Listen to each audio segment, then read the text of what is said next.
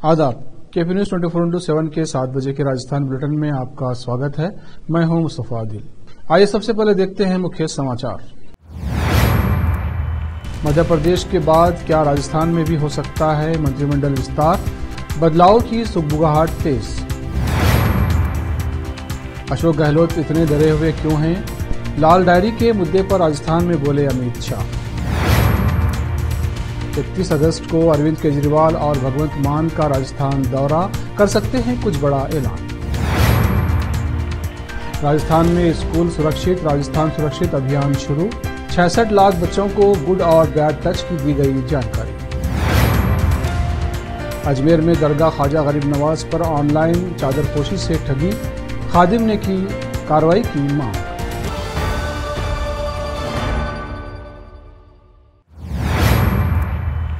अब समाचार विस्तार से। छत्तीसगढ़ मध्य प्रदेश के बाद अब राजस्थान में अशोक गहलोत सरकार के मंत्रिमंडल में फेरबदल की सुगबुगाहट तेज हो गई है, क्योंकि यहां पर कई ऐसे मंत्री हैं जिनसे पिछले दिनों सरकार को परेशानी का सामना करना पड़ा है। कुछ मंत्रियों के विभाग में बदलाव की भी चर्चा हो रही है। एक तरफ जहां चुनाव में कुछ ही महीने बचे हुए हैं, वहीं मंत्रिमंडल में फेरबदल की भी बात होने लगी है। पिछले महीने विधानसभा में अपनी ही सरकार पर हमला बोलने वाले राज्य मंत्री राजेंद्र सिंह गुढ़ा को मंत्रिमंडल से हटा दिया गया था। उनकी जगह किसी एक बड़े नेता की एंट्री हो सकती है। वहीं ऐसे ही कई मंत्री हैं जो कई बार सरकार पर सवाल उठा चुके हैं, इसलिए यहां फेरबदल की बात तेज हो गई है। ऐसे में कुछ नए लोगों को भी राज्य मंत्री के रूप में शामिल किया जा सकता है। सूत्रों की माने तो अगर विस्तार हुआ तो 2 राज्य और 1 कैबिनेट मंत्री के कार्यभार या चेहरे में परिवर्तन हो सकता है। राजस्थान विधानसभा चुनाव से पहले बीजेपी पूरी तरह से एक्टिव हो गई है। इसी क्रम में केंद्रीय गृह मंत्री अमित शाह राजस्थान के गंगापुर सिटी पहुंचे हैं, जहां उन्होंने किसान सहकारिता सम्मेलन को संबोधित किया। इस दौरान अमित शाह ने अशोक गहलोत सरकार पर जमकर निशाना साधा। राजस्थान के सबसे बड़े चुनावी मुद्दों में से एक लाल डायरी पर भी अमित शाह ने कांग्रेस पर हमला बोला। अमित शाह ने जनता को संबोधित करते हुए कहा, कोई भी अपने घर में लाल डायरी मत रखना। अगर डायरी का रंग लाल हो तो उसे घर में एकदम मत रखिए, नहीं तो अशोक गहलोत नाराज हो जाएंगे। केंद्रीय गृह मंत्री ने आगे कहा, लाल डायरी में गहलोत सरकार के काले कारनामे लिखे हुए हैं। अशोक गहलोत में दम है तो इस्तीफा देकर चुनाव में 2-2 हाथ कर लें, सब पता चल जाएगा। अमित शाह ने कहा, आजकल राजस्थान के मुख्यमंत्री अशोक गहलोत लाल डायरी से बेहद डरे हुए हैं, लेकिन वे डर क्यों रहे हैं? वो इसलिए डर रहे हैं क्योंकि लाल डायरी के अंदर करोड़ों रुपए के भ्रष्टाचार का ब्यौरा है। मजबूर कर दिया। हमारे दिलीप भाई जरा भोले भाले व्यक्ति है। इफ्को का सम्मेलन था, कल मुझे फोल्डर भेज दिया। मैंने कहा, भाई ये फोल्डर मत रखना, वरना अशोक गहलोत नाराज हो जाएंगे। तो दिलीप भाई ने पूछा कि फोल्डर में क्या ऐसा है कि अशोक गहलोत चिढ़ जाएंगे? मैं बताऊं आपको क्या था, जानना है भाइयों क्या था अंदर? ये फोल्डर का कलर, वो डायरी का कलर लाल रंग का था। अब दिलीप भाई को बोला मालूम नहीं है कि आजकल गहलोत साहब लाल डायरी से बहुत डर रहे हैं। क्यों डर रहे हैं भला? जरा बताओ तो राजस्थान वालों। डायरी का आगे का कलर लाल है, अंदर काले कारनामे छिपे हुए हैं। अरबों करोड़ों रुपए का भ्रष्टाचार का कच्चा चिट्टा वो लाल डायरी के अंदर है। और मैं गहलोत साहब को कहने आया हूं, एक चंद लोग बेचकर नारे लगाने से कुछ नहीं होता। जरा भी शर्म बची है तो लाल डायरी के मुद्दे पर इस्तीफा देकर चुनाव के मैदान में आइए, हो जाए 2-2 हाथ। माताओं, भाइयों, बहनों, एक कांग्रेस सरकार थी और उस वक्त कांग्रेस सरकार ने किसानों के लिए कुछ नहीं किया। भारतीय जनता पार्टी की सरकार ने किसानों के लिए ढेर सारे काम किए और ढेर सारी योजनाएं लॉन्च की। राजस्थान विधानसभा चुनाव में आम आदमी पार्टी ने अब पूरी तरह से ताकत झोंक दी है। इसके लिए पिछले कई दिनों से जहां आम आदमी पार्टी अध्यक्ष नवीन पालीवाल ने प्रदेश में दौरे किए, वहीं आप दिल्ली और पंजाब के मुख्यमंत्री जयपुर आ रहे हैं। आम आदमी पार्टी के राजस्थान अध्यक्ष नवीन पालीवाल ने बताया कि राजस्थान चुनाव को लेकर 31 अगस्त का दौरा मुख्यमंत्री अरविंद केजरीवाल का ये दौरा बेहद महत्वपूर्ण है। यहां से कुछ बड़ी घोषणाएं हो सकती हैं। इसके लिए पार्टी पूरी तरह से तैयारी में जुट गई है। इसमें बड़ी संख्या में लोग जुटेंगे। दरअसल पालीवाल को पार्टी ने बेहतर संगठन बनाने में लगा दिया है। किसे टिकट मिलेगा या कौन कब ज्वाइन करेगा, इस पर अभी फोकस नहीं है। फोकस है पूरी तरह से संगठन को मजबूत करने और लोगों को जोड़ने में। राजस्थान में भाजपा और कांग्रेस को उन सभी मुद्दों पर घेरने की तैयारी है जो यहां पर चर्चित और चलन में है। जोधपुर के बरकतुल्ला खान स्टेडियम में राजस्थान प्रीमियर लीग की ग्रैंड ओपनिंग 27 अगस्त को होगी। इस आयोजन की सफलता के लिए इससे जुड़े सभी अधिकारियों और क्रिकेट संघ के पदाधिकारी की बैठक शुक्रवार को बरकतुल्ला खान स्टेडियम में हुई। बैठक की अध्यक्षता राजस्थान क्रिकेट एसोसिएशन आरसीए अध्यक्ष वैभव गहलोत ने की। आरपीएल के ब्रांड एम्बेसडर मशहूर क्रिकेटर कपिल देव बनाए गए हैं। ग्रैंड ओपनिंग के दिन वे भी मौजूद रहेंगे। आईपीएल की तर्ज पर आरपीएल राजस्थान के पहले क्रिकेट टूर्नामेंट का जोश क्रिकेट के मैदान में दिखेगा। बैठक में प्रशासन और पुलिस के अलावा कई विभागों की मुखिया भी जुड़ी। उन सभी को आरपीएल ऑर्गेनाइजेशन कमेटी में शामिल किया गया है। सभी को सफल आयोजन के लिए जिम्मेदारियां भी बांटी गई हैं। इसके बाद कंसल्टेंसी फर्म के साथ मैदान का निरीक्षण भी किया गया है। इस दौरान पुलिस कमिश्नर रवि दत्त गौड़, जिला कलेक्टर हिमांशु गुप्ता, शहर विधायक मनीष पंवार और अन्य विभागों के मुखिया मौजूद थे।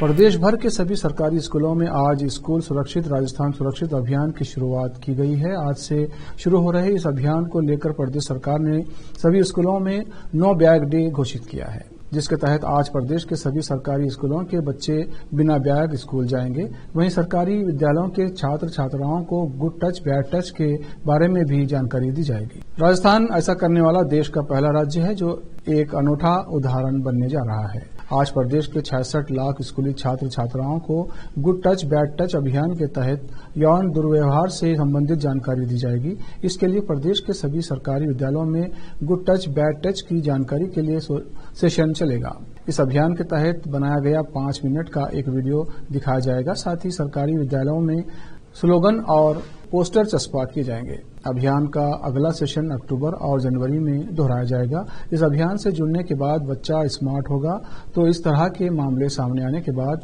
पुलिस को भी मामले में जानकारी प्राप्त करना आसान होगा। अब वक्त है ब्रेक का। ब्रेक के बाद जल्द लौटते हैं। हिंदुस्तान के हर कोने में हम हैं मौजूद। 24 घंटे हालात पर गहरी नजर, खबरों से जुड़े चुपते सवालात और आपको दिखाता है धार्मिक, सामाजिक, राजनीतिक, लोकल और इंटरनेशनल न्यूज की सबसे बेहतर कवरेज जो आपको रखती है हर पल बाखबर। देश और दुनिया भर की खबर के लिए देखते रहें KP news 24/7। Noor education trust Bidar की ओर से चलाए जाने वाला Noor MEd and BEd college Bidar, recognised by NCTE Delhi and affiliated to Gulbarga University, Gulbarga. Admission are open for the academic year 2022-23. विशेषज्ञ और सक्षम शिक्षकों द्वारा शिक्षा प्राप्त करने के लिए नूर एमएड एंड बीएड कॉलेज में दाखिला लें और शांत वातावरण में शिक्षा प्राप्त करें। बीदर शहर में बेहतर शिक्षा का एकमात्र केंद्र Noor MEd and BEd college, Shahpur gate, Bidar. Phone numbers 9945283920, 8482221297। Break के बाद फिर एक बार आपका स्वागत है। देखते हैं आगे के समाचार। ऑनलाइन शॉपिंग के मौजूदा दौर में साइबर फ्रॉड की घटनाएं काफी बढ़ गई हैं। साइबर फ्रॉड करने वाले शातिर अलग अलग तरीके अपनाकर लोगों को अपना शिकार बना रहे हैं। अब ठगी के इस खेल में शातिरों ने लोगों की आस्था का सौदा करना भी शुरू कर दिया है। ताजा मामला अजमेर से सामने आया है, जहां के ख्वाजा गरीब नवाज दरगाह पर ऑनलाइन चादरपोशी का दावा कर एक ऐप लोगों को न केवल गुमराह कर रहा है बल्कि उनसे पैसों की ठगी भी कर रहा है।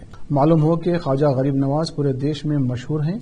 नामचीन हस्तियों के साथ साथ बड़ी संख्या में आम लोग यहां चादरपोशी कर मन्नतें मांगते हैं, लेकिन बीते कुछ दिनों से ऑनलाइन चादरपोशी के नाम पर ठगी का मामला सामने आया है। ख्वाजा गरीब नवाज की दरगाह के खुद्दाम ख्वाजा ने इस ऐप के खिलाफ कार्रवाई की मांग की है। दरअसल मेरे ख्वाजा नामक एक ऐप इन दिनों ख्वाजा के नाम पर लोगों की इबादत का यानी आस्था का सौदा कर रहा है। इस ऐप का लिंक और वीडियो सोशल मीडिया पर वायरल हो रहा है, जिसमें एक महिला ये कह रही हैं कि आप बिना अजमेर आए ही गरीब नवाज की मजार पर फूल और चादर चढ़ा सकते हैं। इसे लेकर खादिमों में नाराजगी है। अंजुमन सैयद यादगार और सैयद शेख जादगान ने ऐसे ऐप संचालकों के खिलाफ कार्रवाई करने की मांग की है। राजस्थान में चुनावी साल होने की वजह से सरकार हर दिन किसी न किसी राहत की घोषणा कर रही है। राजस्थान सरकार ने कुछ घोषणाएं की हैं। रक्षाबंधन पर प्रदेश की महिलाओं और बच्चों को दिन भर सरकारी बसों में फ्री सेवा रहेगी। वहीं आंगनवाड़ी केंद्र के बच्चों को 2-2 सेट यूनिफॉर्म देने की घोषणा मुख्यमंत्री अशोक गहलोत ने की है। इसके लिए 125.80 करोड़ रुपए के अतिरिक्त प्रावधान को स्वीकृति दी गई है। वहीं प्रदेश की 27 जिलों की 50 से अधिक सड़कों के निर्माण के लिए सरकार ने आदेश दे दिए हैं। रक्षाबंधन के पर्व पर महिलाएं बालिकाएं राजस्थान राज्य पथ परिवहन निगम यानी RSRTC की बसों में निःशुल्क यात्रा कर सकेंगी। मुख्यमंत्री अशोक गहलोत ने निःशुल्क यात्रा के लिए प्रस्ताव का अनुमोदन किया है। गहलोत के इस निर्णय से महिलाओं और बालिकाओं को रक्षाबंधन के दिन 30 अगस्त को राजस्थान रोडवेज की समस्त साधारण और द्रुतगामी बसों में राजस्थान राज्य की सीमा में निःशुल्क यात्रा सुविधा मिल सकेगी। राजस्थान राज्य पथ परिवहन निगम को उक्त सुविधा के व्यय का पुनर्निर्भर राज्य सरकार द्वारा निःशुल्क यात्रा पुनर्निर्भर मद में उपलब्ध प्रावधान में से किया जाएगा। मंदिर के बाहर से जूते चप्पल की चोरी सामान्य घटना है। आपके साथ भी ऐसी घटना हुई होगी, लेकिन राजस्थान की राजधानी जयपुर से जूता चोरी की एक ऐसी घटना सामने आई है जिसने पुलिस की टेंशन बढ़ा दी है। दरअसल जयपुर के माणिक चौक थाने में डाक से जूते चोरी की एक शिकायत मिली है। इस शिकायत के बाद पुलिस मंदिर के बाहर लगे CCTV को खंगाल रही है। ये शिकायत एक जज साहब की थी। शिकायत में जज साहब ने बताया कि जयपुर के चांदनी चौक स्थित ब्रिज निधि मंदिर के बाहर से उनके बेटे के जूते चुरा लिए गए हैं। घर पहुंचने के बाद जज साहब ने डाक के जरिए पुलिस को शिकायत भेजी। अब पुलिस जूते की तलाशी में गली गली की खाक छान रही है। दरअसल अलवर में कार्यरत एक जज साहब के बेटे के जूते जयपुर में मंदिर के बाहर से चोरी किए गए। अब जज साहब ने डाक द्वारा चोरी की शिकायत पुलिस को भेजी है। पुलिस शिकायत के अनुसार जज साहब परिवार सहित जयपुर के माणिक चौक थाना इलाके के चांदनी चौक स्थित ब्रिज निधि मंदिर दर्शन करने परिवार सहित पहुंचे थे। इस दौरान जज साहब के पुत्र के ब्रांडेड जूते चोरी हो गए। बांसवाड़ा में जिले आरक्षण सहित 3 मांग को लेकर चक्का जाम की चेतावनी देने के बाद पुलिस सुबह से चप्पे चप्पे पर तैनात थी, लेकिन दोपहर तक आंदोलनकारी नजर नहीं आए। हालांकि तय सीमा के बाद आंदोलनकारी नेशनल हाईवे 56 से महज 500 मीटर की दूरी पर भोयन घाटी पर हजारों चढ़े देख पुलिस के हाथ पांव फूल गए। बिना समय गवाए पुलिस अधीक्षक अभिजीत सिंह ने जाब्ता मंगवाया और बाद में जवानों की टोली डिप्टी SP संदीप सिंह जाब्ता लेकर सीधे घाटी पहुंचे। वहीं आंदोलनकारी नारेबाजी करते हुए आंदोलन के मुख्य आयोजक कमल कांत को रिहा करने की मांग पर अड़े हुए हैं। पुलिस आंदोलन खत्म करने की समझाइश करती रही, लेकिन हालांकि घंटों बाद आंदोलनकारी पुलिस की समझाइश के बाद वार्ता के लिए राजी हुए और बाद में 5 सदस्यीय टीम वार्ता के लिए आई। उससे पहले पुलिस अधीक्षक अभिजीत सिंह ने आंदोलनकारियों से कानून अपने हाथ में नहीं लेने और सभी को घर जाने की अपील की। हालांकि बाद में 5 सदस्यीय टीम पहुंची वार्ता करने के लिए। उन्होंने कहा, पहले हमारे लीडर कमलकांत को रिहा करो। वहीं पुलिस अधीक्षक ने काफी समझाया और कहा कि उनको छोड़ने का काम कोर्ट का है। आपको आंदोलन करना है तो आप पहले नियम से पालन करते हुए परमिशन लो। करीब 40 मिनट की वापस आंदोलनकर्ता वापस पहाड़ पर चढ़े और पहाड़ी पर आंदोलन कर रहे लोगों से समझाइश कर आंदोलन करने आए लोगों को वापस घर जाने को कहा। बाद में वापस पहाड़ी से वार्ता के लिए फिर आए, फिर वही कमलकांत को रिहा करने पर अड़े। हालांकि 30 मिनट की वार्ता के बाद वार्ता सफल हुई और पहाड़ी से नीचे आए आंदोलनकारी पुलिस के साथ कमलकांत की रिहाई के लिए कोर्ट के लिए रवाना हुए। हालांकि वार्ता सफल होने के बाद भी पुलिस को डोंगरपुर में कांकरी कांड को देख हल्के में नहीं लिया और पुलिस मौके पर डटी हुई है। पुलिस को अभी भी आशंका है कि आंदोलनकारी वापसी से हंगामा कर सकते हैं। हालांकि कुछ उपद्रवियों को पुलिस ने डिटेन भी किया है और अभी ड्रोन कैमरे से पहाड़ियों पर निगाह बनाए हुए हैं। फिलहाल पुलिस ने अभी कोई अपना ऑफिशियल बयान जारी नहीं किया है। बांसवाड़ा राजस्थान से केपी न्यूज के संवाददाता धर्मेश सोमपुरा की रिपोर्ट। कोई दिक्कत नहीं है, लेकिन संवैधानिक तरीके से सिस्टम होता है। सिस्टम भी रहना चाहिए। एसडीएम साहब को आप जो है अपना प्रस्ताव दोगे 20 तारीख से, कहाँ कितने आदमी कौन कौन है, आयोजक करता कौन है, वो सब देंगे। जो फॉर्मेट दिया हुआ सरकार, फिर सरकार नियम अनुसार जो है शर्तें दे के आपको जो है परमिशन दे। हम लोगों ने बिल्कुल ये रास्ता रोकने का प्रावधान नहीं था। कहीं न कहीं प्रेस कॉन्फ्रेंस में बात हो गई थी, लेकिन उसके लिए 4 बजे हमारी मीटिंग होनी थी विचार विमर्श के लिए। तो उसके पहले ये 23 तारीख को पकड़ा पकड़ी हो गई, धारा 143 लगी, उसका हम सम्मान कर रहे हैं। और आज अभी जो ये बच्चे छड़ गए हैं, हमने बच्चों को भी समझाया है। रही बात कमलकांत जी को छुड़ाने के लिए, तो कोर्ट से छूटे, अब हमारे अधिकारी है, तो अभी तो कुछ देर के लिए हमने कहा है, बच्चों को भी कहा है कि हम कमलकांत जी के लिए बात करेंगे। कमलकांत जी हमारे सबके प्रिय है। इटावा के सुल्तानपुर क्षेत्र के देदाहेड़ी गांव के ठाकुर जी के मंदिर में चल रही 7 दिवसीय श्रीमद् भगवत कथा का समापन रविवार को होगा। कथा के 6ठे दिवस में पंचायत समिति सदस्य चेतन पटेल कोलाना ने शिरकत की। वो ग्राम वासियों को धन्यवाद दिया। चेतन पटेल ने अपने संबोधन में बताया कि श्रीमद् भगवत कथा के श्रवण के श्रोताओं के मन में आध्यात्मिक शांति का संचार होता है, जो कि कथा के अलावा और कहीं भी नहीं मिलती। इसलिए प्रत्येक व्यक्ति को कथा का श्रवण करना चाहिए। इस मौके पर विनोद मीणा, रामचरण मीणा, राकेश मीणा, हरि ओम मीणा, रमेश गुर्जर आदि अनेक ग्रामीण उपस्थित रहे। इटावा से जेके नागर की रिपोर्ट। आखिर में फिर एक बार देखते हैं मुख्य समाचार। मध्य प्रदेश के बाद क्या राजस्थान में भी हो सकता है मंत्रिमंडल विस्तार? बदलाव की सुगबुगाहट तेज। अशोक गहलोत इतने डरे हुए क्यों हैं? लाल डायरी के मुद्दे पर राजस्थान में बोले अमित शाह। 31 अगस्त को अरविंद केजरीवाल और भगवंत मान का राजस्थान दौरा, कर सकते हैं कुछ बड़ा ऐलान। राजस्थान में स्कूल सुरक्षित, राजस्थान सुरक्षित अभियान शुरू। 66 लाख बच्चों को गुड और बैड टच की दी गई जानकारी। अजमेर में दरगाह ख्वाजा गरीब नवाज पर ऑनलाइन चादरपोशी से ठगी, खादिम ने की कार्रवाई की मांग। केपी न्यूज में इतना ही। देश प्रदेश के समाचारों के लिए देखते रहिए केपी न्यूज 24/7। धन्यवाद।